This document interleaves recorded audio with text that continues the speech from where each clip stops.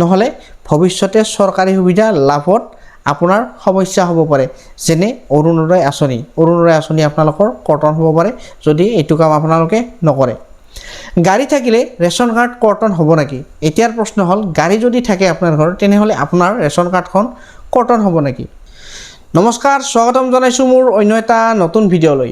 ভিডিঅ'টো সম্পূৰ্ণ প্ৰথমৰ পৰা শেষলৈকে চাই থাকিব, কাৰণ আজিৰ ভিডিঅ'ত মই আপোনালোকৰ কাৰণে লৈ আহিছোঁ কেইবাটাও গুৰুত্বপূৰ্ণ খবৰ। গতিকে ভিডিঅ'টো যদি ভাল লাগে তেনেহ'লে ভিডিঅ'টো এটা লাইক কৰিব, আৰু যদি চেনেলটোলৈ প্ৰথমবাৰৰ কাৰণে আহিছে তেনেহ'লে চেনেলটো ছাবস্ক্ৰাইব কৰিবলৈ নাপাহৰিব, কাৰণ চৰকাৰী আঁচনি, চৰকাৰী খবৰ আৰু বিভিন্ন জিলাৰ গুৰুত্বপূৰ্ণ খবৰ মই সদায় লৈ আহোঁ। গতিকে ভিডিঅ'টো এতিয়া আৰম্ভ কৰোঁ। আজিৰ প্ৰথমটো খবৰ হৈছে ৰেচন কাৰ্ডৰ বিষয়ে। এটা দৰিদ্ৰ পৰিয়াল, ঘৰত বৃদ্ধ পিতৃ মাতৃ আছে, সৰু আৰু সন্তান। মাহৰ শেষত ঘৰত চাউল শেষ, টকা নাই, কিন্তু তেওঁলোকৰ একমাত্ৰ ভৰসা হৈছে ৰেচন কাৰ্ড।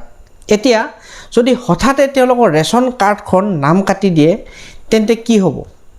এইকাৰণে আজিৰ এই খবৰটো অত্যন্ত গুৰুত্বপূৰ্ণ, কাৰণ অসমত ৰেচন কাৰ্ডধাৰীৰ বাবে কেইবাটাও নতুন নিয়ম চৰকাৰে লৈ আহিছে। EKYC বাধ্যতামূলক হৈছে, আধাৰ লিংক বাধ্যতামূলক কৰা হৈছে, আৰু চৰকাৰী অযোগ্য হিতাধিকাৰীক চিনাক্ত কৰাৰ অভিযান চলাই আছে। বহু মানুহে ভাবিছে গাড়ী থাকিলে ৰেচন কাৰ্ড কৰ্তন হ'ব নেকি? চাকৰি থাকিলে ৰেচন কাৰ্ড বন্ধ হ'ব নেকি? ইনকাম টেক্স দিলে কি হ'ব? EKYC নকৰিলে কিবা সমস্যা হ'ব নেকি? গতিকে এই সকলো প্ৰশ্নৰ উত্তৰ আজিৰ ভিডিঅ'ত মই আলোচনা কৰিম আৰু আপোনালোক দিবলৈ চেষ্টা কৰিম, কাৰণ বহুতো এটা গুৰুত্বপূৰ্ণ খবৰ আজিৰ ভিডিঅ'ত মই একেলগে লৈ আহিছোঁ। ৰেচন কাৰ্ড কিয় ইমান গুৰুত্বপূৰ্ণ? ৰেচন কাৰ্ড কেৱল এটা কাগজ নহয়, বহু পৰিয়ালৰ বাবে ই জীৱনৰ সহায়। ইয়াৰ জৰিয়তে চৰকাৰী চাউল লাভ কৰা হয়, বহু আঁচনিৰ সুবিধা পোৱা হয়, পৰিচয় পত্ৰ হিচাপে ব্যৱহাৰ কৰা হয়। বিশেষকৈ গাঁও অঞ্চলৰ হাজাৰ হাজাৰ পৰিয়াল আজিও ৰেচন ব্যৱস্থাৰ ওপৰত নিৰ্ভৰশীল। সেয়েহে ৰেচন কাৰ্ড সম্পৰ্কীয় যিকোনো নতুন নিয়ম সকলোৱে জনা উচিত। এতিয়া আহিছোঁ প্ৰথমটো ৰেচন কাৰ্ডৰ নিয়মক লৈ। প্ৰথমটো নিয়ম হ'ল EKYC বাধ্যতামূলক। চৰকাৰে জনাইছে যে ৰেচন কাৰ্ডত থকা প্ৰতিজন সদস্যৰ EKYC সম্পূৰ্ণ হ'ব লাগিব। আপোনাৰ আধাৰ কাৰ্ড আৰু বায়োমেট্ৰিক তথ্য মিলিব লাগিব। যদি EKYC সম্পূৰ্ণ নহয় তেনেহ'লে ভৱিষ্যতে কিবা সমস্যা আপোনালোকৰ হ'ব পাৰে। বহু ক্ষেত্ৰত নাম বাদ যোৱাৰ সম্ভাৱনাও থাকিব পাৰে। সেয়ে যিসকলে এতিয়াও EKYC সম্পূৰ্ণ কৰা নাই তেওঁলোকে ওচৰৰ ৰেচন কাৰ্ডৰ দোকানত সংশ্লিষ্ট কাৰ্যালয়ত যোগাযোগ কৰিব পাৰে। 2 নম্বৰ নিয়মটো হৈছে আধাৰ লিংক, অত্যন্ত গুৰুত্বপূৰ্ণ। এতিয়া চৰকাৰে আধাৰ সংযোগৰ ওপৰত অধিক গুৰুত্ব দিছে। ৰেচন কাৰ্ডৰ তথ্য আৰু আধাৰৰ তথ্য একে হ'ব লাগিব বুলি চৰকাৰে অৱগত কৰিছে। নাম, জন্ম তাৰিখ বা অন্য তথ্য ভুল থাকিলে সংশোধন কৰিব লাগিব আপোনালোকে, নহ'লে ভৱিষ্যতে চৰকাৰী সুবিধা লাভত আপোনাৰ সমস্যা হ'ব পাৰে, যেনে অৰুণোদয় আঁচনি আপোনালোকৰ কৰ্তন হ'ব পাৰে যদি এইটো কাম আপোনালোকে নকৰে। গাড়ী থাকিলে ৰেচন কাৰ্ড কৰ্তন হ'ব নেকি? এতিয়াৰ প্ৰশ্ন হ'ল, গাড়ী যদি থাকে আপোনাৰ ঘৰত তেনেহ'লে আপোনাৰ ৰেচন কাৰ্ডখন কৰ্তন হ'ব নেকি? এইটো বৰ্তমান আটাইতকৈ বেছি সোধা প্ৰশ্ন। বহুতে কৈছে মোৰ ঘৰত এখন 4 চকীয়া গাড়ী আছে, ৰেচন কাৰ্ড বন্ধ হ'ব নেকি? কেৱল গাড়ী থকা বাবেই সকলোৰে ৰেচন কাৰ্ড বাতিল নহয়, কিন্তু চৰকাৰে পৰিয়ালৰ সামগ্ৰিক অৱস্থা বিবেচনা কৰে। যদি পৰিয়ালৰ আৰ্থিকভাৱে যথেষ্ট শক্তিশালী হয় তেন্তে যোগ্যতা পুনৰ পৰীক্ষা কৰা হ'ব পাৰে। ৰেচন কাৰ্ড থকা সকলৰ ঘৰত যদি চাকৰি থাকে তেন্তে কি হ'ব? এতিয়া আহোঁ চাকৰিৰ বিষয়লৈ। যদি কোনো সদস্য চৰকাৰী চাকৰিত থাকে তেন্তে বহু ক্ষেত্ৰত ৰেচন কাৰ্ড কৰ্তন হ'ব পাৰে, কিন্তু ব্যক্তিগত চাকৰি কৰিলে চাকৰিৰ ওপৰত নিৰ্ভৰ নকৰে। মূল বিষয় হৈছে পৰিয়ালৰ মুঠ আয়, বছৰেকীয়া আয় পৰিয়ালৰ মুঠ কিমান, সেইটোহে আচল কথা। সেয়েহে সকলো ক্ষেত্ৰত একে নহয়। এতিয়া আহোঁ ইনকাম টেক্স দিলে কি হ'ব? যিকোনো পৰিয়াল নিয়মিতভাৱে ইনকাম টেক্স দিয়ে তেন্তে চৰকাৰে সেই পৰিয়ালৰ অথবা অৱস্থা মূল্যায়ন কৰিব পাৰে। যিসকল উচ্চ আয়ৰ শ্ৰেণীত পৰে তেওঁলোকক ৰেচন সুবিধাৰ বাবে অযোগ্য ঘোষণা কৰাৰ সম্ভাৱনা থাকিব পাৰে, কিন্তু কেৱল ITR ফাইল কৰাৰ বাবেই ৰেচন কাৰ্ড তৎক্ষণাত বাতিল নহয়। চূড়ান্ত সিদ্ধান্ত চৰকাৰে চোৱাৰ পিছতহে সিদ্ধান্ত লোৱা হয়। চৰকাৰে ইমান কঠোৰ নিয়ম কিয় আনিছে? ইয়াৰ মূল কাৰণ হৈছে যাতে প্ৰকৃত দৰিদ্ৰ পৰিয়াল আৰু প্ৰয়োজনীয় পৰিয়ালসমূহে সুবিধা লাভ কৰে। কেতিয়াবা দেখা যায় যে অৰ্থনৈতিকভাৱে সক্ষম কিছুমান লোকেও এই ৰেচন কাৰ্ডৰ সুবিধা লৈ আছে আৰু প্ৰকৃত যিসকল হিতাধিকাৰী আছে তেওঁলোকে ৰেচন কাৰ্ডৰ পৰা বঞ্চিত হৈ আছে। সেয়েহে চৰকাৰে প্ৰকৃত যোগ্য ব্যক্তিক সুবিধা দিয়াৰ চেষ্টা এতিয়া চলাই আছে।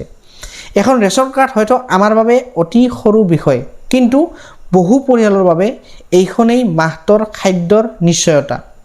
বহু বৃদ্ধ পিতৃ মাতৃ, বিধৱা মহিলা, দিন হাজিৰা কৰা শ্ৰমিক আৰু দৰিদ্ৰ পৰিয়ালৰ বাবে এই সুবিধা অতি মূল্যৱান।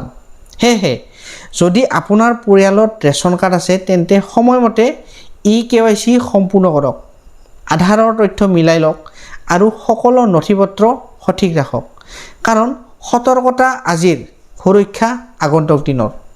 এতিয়া আহিছোঁ তাৰে পিছৰ খবৰটোলৈ। তাৰে পিছৰটো খবৰ হৈছে জুলাই মাহৰ প্ৰথম দিনটোতেই আহিল এক ডাঙৰ সকাহৰ খবৰ।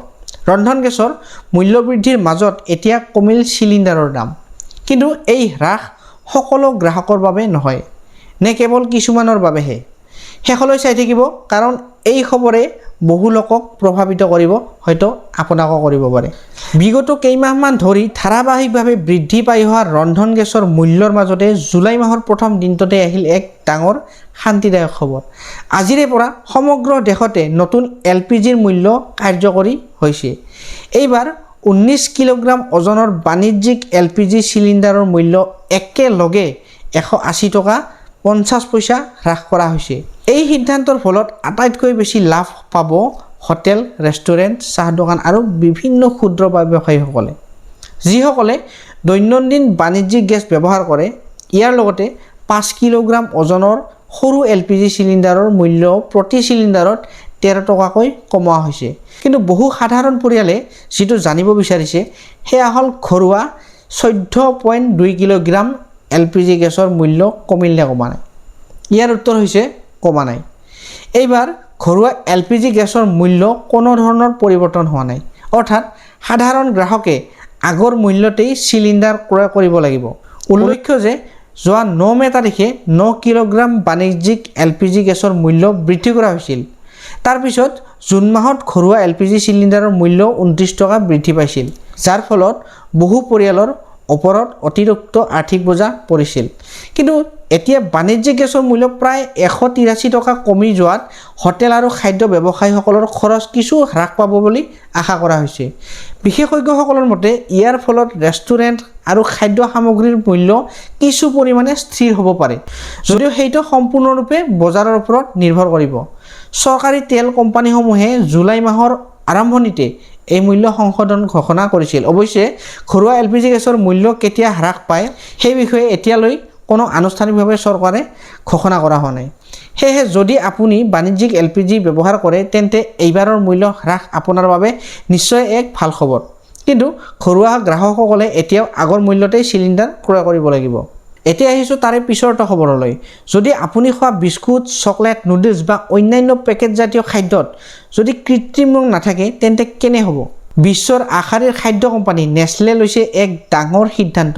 এই সিদ্ধান্তই আগন্তুক দিনক বিশ্বজুৰি কোটি কোটি গ্ৰাহকক প্ৰভাৱিত কৰিব পাৰে। সম্পূৰ্ণ খবৰ জানিবলৈ শেষলৈকে চাই থাকিব। বিশ্বৰ আগশাৰীৰ খাদ্য সামগ্ৰী প্ৰস্তুতকাৰী নেছলে কোম্পানীয়ে গ্ৰাহকৰ স্বাস্থ্যৰ প্ৰতি গুৰুত্ব দি এক ঐতিহাসিক সিদ্ধান্ত গ্ৰহণ কৰিছে। কোম্পানীটোৱে ঘোষণা কৰিছে যে 2026 চনত শেষৰ ভিতৰত বিশ্বজুৰি নিজৰ সকলো খাদ্য সামগ্ৰীৰ পৰা কৃত্ৰিম ৰং সম্পূৰ্ণৰূপে আঁতৰাই পেলোৱাৰ লক্ষ্য ৰাখিছে। মঙলবাৰে ৰয়টাৰ্ছক দিয়া এক সাক্ষাৎকাৰত কোম্পানীটোৰ এজন জ্যেষ্ঠ বিষয়াই এই তথ্য নিশ্চিত কৰে। এই সিদ্ধান্ত বাস্তৱ হ'লে নেছলে বিশ্বৰ প্ৰথম বৃহৎ খাদ্য প্ৰস্তুতকাৰী প্ৰতিষ্ঠান হ'ব, যিয়ে নিজৰ সকলো খাদ্য সামগ্ৰীৰ পৰা কৃত্ৰিম ৰং সম্পূৰ্ণৰূপে বাদ দিব। এতিয়া প্ৰশ্ন হ'ল, হঠাতে কিয় এনে সিদ্ধান্ত? ইয়াৰ মূল কাৰণ হৈছে সাম্প্ৰতিক সময়ত বিশ্বজুৰি স্বাস্থ্য সচেতনতা দ্ৰুতগতিত বৃদ্ধি পাইছে। বিশেষকৈ GLP-1 নামৰ ওজন কমোৱা ঔষধ জনপ্ৰিয় হোৱাৰ পিছত বহু গ্ৰাহকে খাদ্যৰ উপাদান, পুষ্টি আৰু ব্যৱহৃত ৰাসায়নিক দ্ৰব্যৰ ওপৰত অধিক গুৰুত্ব দিবলৈ আৰম্ভ কৰিছে। ফলস্বৰূপে খাদ্য প্ৰস্তুতকাৰী কোম্পানীসমূহৰ ওপৰত অধিক স্বাস্থ্যসন্মত প্ৰাকৃতিক আৰু নিৰাপদ খাদ্য সামগ্ৰী বজাৰলৈ অনাৰ বাবে চাপ বৃদ্ধি পাইছে। কৃত্ৰিম ৰং আঁতৰাৰ ফলত খাদ্য সামগ্ৰীৰ মান উন্নত হ'ব পাৰে আৰু দীৰ্ঘতম গ্ৰাহকৰ অৱস্থাও বৃদ্ধি পাব। নেছলেৰ এই পদক্ষেপৰ পিছত আন বহু আন্তঃৰাষ্ট্ৰীয় খাদ্য কোম্পানীয়েও একেধৰণৰ সিদ্ধান্ত ল'ব পাৰে বুলি অনুমোদন কৰা হৈছে। অৱশ্যে কোম্পানীটোৱে কোন কোন সামগ্ৰীত প্ৰথমে এই পৰিৱৰ্তন কৰিব সেই বিষয়ে এতিয়ালৈ বিতং তথ্য প্ৰকাশ কৰা হোৱা নাই। কিন্তু এটা কথা স্পষ্ট, বিশ্বৰ খাদ্য উদ্যোগ স্বাস্থ্যসন্মত উপাদানসমূহৰ দিশত এইটো এক উল্লেখযোগ্য পদক্ষেপ হিচাপে বিবেচিত হৈছে। এই সিদ্ধান্তৰ বিষয়ে আপোনাৰ মতামত কি? কৃত্ৰিম ৰং সম্পূৰ্ণৰূপে নিষিদ্ধ হ'ব লাগে বুলি আপুনি ভাবেনে? কমেণ্ট বক্সত মতামত নিশ্চয় জনাব। গতিকে আজিৰ ভিডিঅ'টো এইখিনি আছিল। যদি ভিডিঅ'টো ভাল লাগিল তেনেহ'লে ভিডিঅ'টো এটা লাইক কৰি দিব আৰু যদি চেনেলটোলৈ প্ৰথমবাৰৰ কাৰণে আহিছে তেনেহ'লে চেনেলটো এতিয়াই ছাবস্ক্ৰাইব কৰিবলৈ নাপাহৰিব, কাৰণ এনেকুৱা ধৰণৰ চৰকাৰী আপডেট, চৰকাৰী চাকৰি আঁচনিৰ আপডেট আৰু বিভিন্ন জিলাৰ আপডেট মই আপোনালোকৰ কাৰণে সদায় লৈ আহোঁ। গতিকে আজিলৈ ধন্যবাদ, লগ পাম নেক্সট ভিডিঅ'ত।